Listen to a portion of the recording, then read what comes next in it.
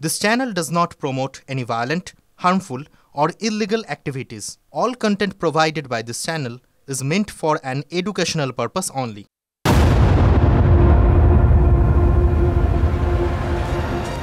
আরজিকর মামলার তদন্তে ইডির হাতে মোক্ষম অস্ত্র। সন্দীপ ঘোষের ব্যবহৃত ল্যাপটপ বাজেয়াপ্ত ইডির। সন্দীপের বেলেঘাটার বাড়ি থেকে আত্মীয়ের বাড়িতে সরিয়ে রাখা হয়েছিল সেই ল্যাপটপ। যদিও শেষ পর্যন্ত ইডি তল্লাশিতে সেই ল্যাপটপ পেয়েছে, আর এই ল্যাপটপেই রয়েছে দুর্নীতির তথ্য, দাবি ইডির। UEM Jaipur is a perfect target for prospective students aspiring for good jobs, good education with future-ready skills. সূত্র খবর, টেন্ডার সংক্রান্ত নথি রয়েছে এই ল্যাপটপে। ঘেঁটে দেখা যাচ্ছে যে এই সন্দীপের ইমেল রয়েছে সেখানে।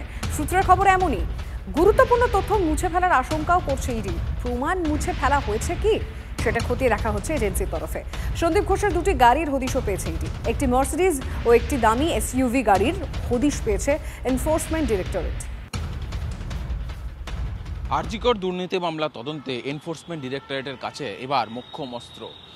আরজিকর দুর্নীতি মামলায় গ্রেফতার হওয়া সন্দীপ ঘোষের ব্যবহার করা ল্যাপটপ ইডি তদন্তকারীদের হাতে এসছে অবশেষে।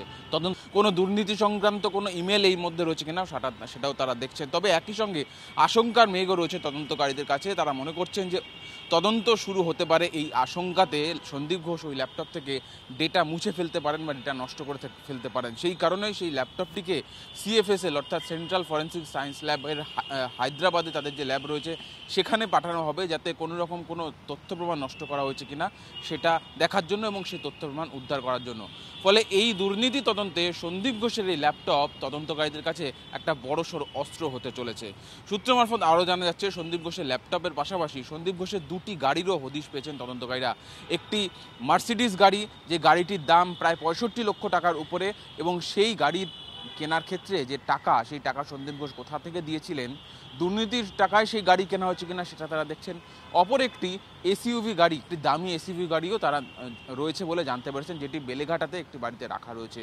ফলে এই তদন্তে ইডির কাছে একদিকে সন্দীপ ঘোষের এই ল্যাপটপ, অন্যদিকের এই গাড়ি, সমস্তটাই কিন্তু একটা বড়সড় সাফল্য। এবং কোথা থেকে এই টাকা এলো, কিভাবে এই টাকা পেমেন্ট করা হলো, এবং তার সঙ্গে দুর্নীতির কিভাবে কোনো যোগ রয়েছে কিনা সেটাও তদন্তকারীদের আতশ কাছে নিচে রয়েছে। যেমন চাঁদ মিয়ার সঙ্গে সুজয় পাল, TV9 বাংলা, কলকাতা।